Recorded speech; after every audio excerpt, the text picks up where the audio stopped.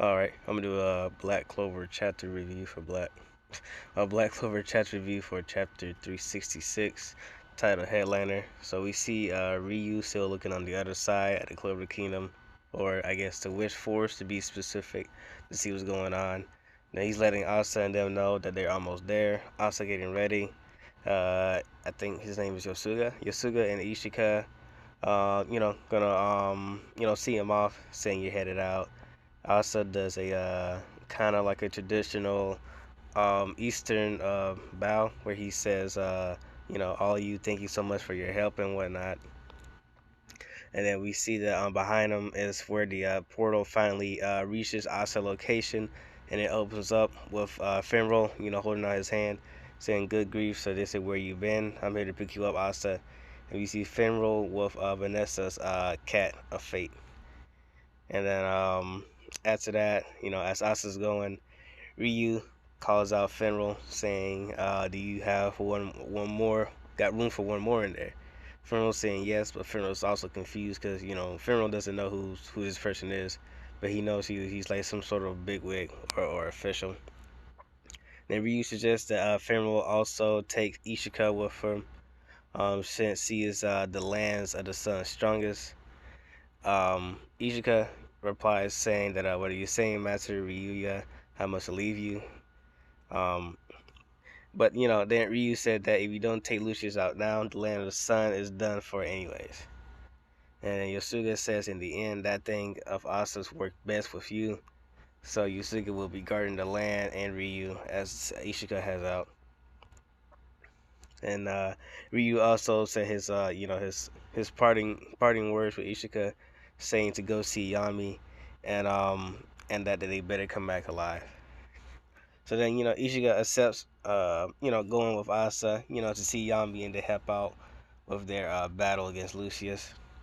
And then they send him out saying the fate of the worlds is in y'all's hands. Asa go flatting Lucius. Asa saying he's on it. And then they grab Finral's hand and they go back to where they were at the Wishes Forest. And then Asa see the destruction that the Damnatio had laid out, seeing all the wishes being defeated, even the Wish Queen, and seeing how the Black Bulls were also decimated. And I can't remember this like the first time that we ever see Asa like really pissed off. Cause the only time we've seen Asa really pissed off is when one of his friends are getting injured, like that time with Finral, or that time with I guess you can kind of say that time with Gauss when he got pierced by a sword. But that was kind of like Leave, kind of like remembering a memory of Lucita. But I guess you could say that hint that Asa and Lee were both angry. But yeah, but like most of the time, only time Asa really gets angry is when he gets angry for his friends. So that's pretty cool. Like it's pretty cool because it shows he's not really like like Asa really doesn't care, what happens to him. But if it's his friends, he's willing to die for his friends. So that's cool to see. Because we see in this one panel, his eyes are just blacked out. And so, Lucius greets us as saying that you have come. Anyone else who could have fight has fallen, though it's too late.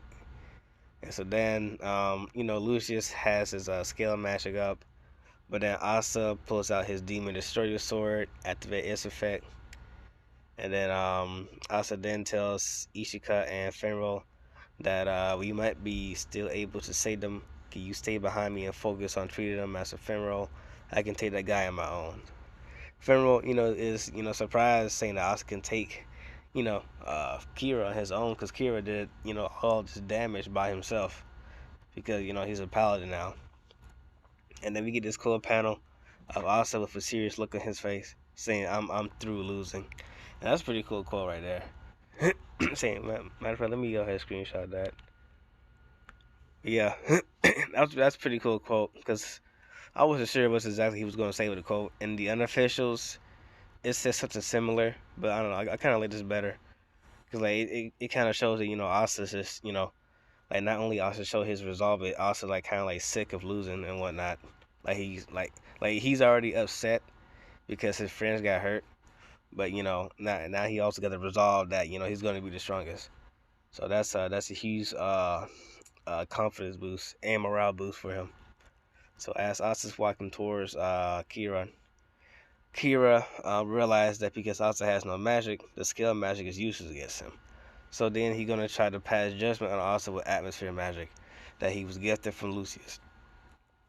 But unfortunately for Kira, Asa has his demon sword still out, and because of that, he has his effects also activated to where it's like a kind of like an AOE effect, or like anything within this area can't be affected within this area. So he basically got like a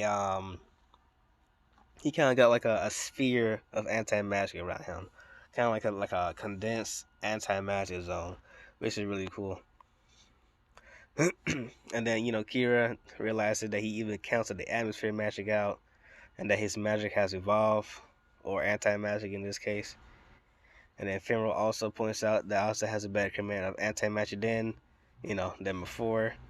Then also starts, talking to, Kira about his judgment or whatnot, saying, well, first he talks about his magic, saying that your magic seems invincible, but it looks like it's a bad matchup against my anti-magic.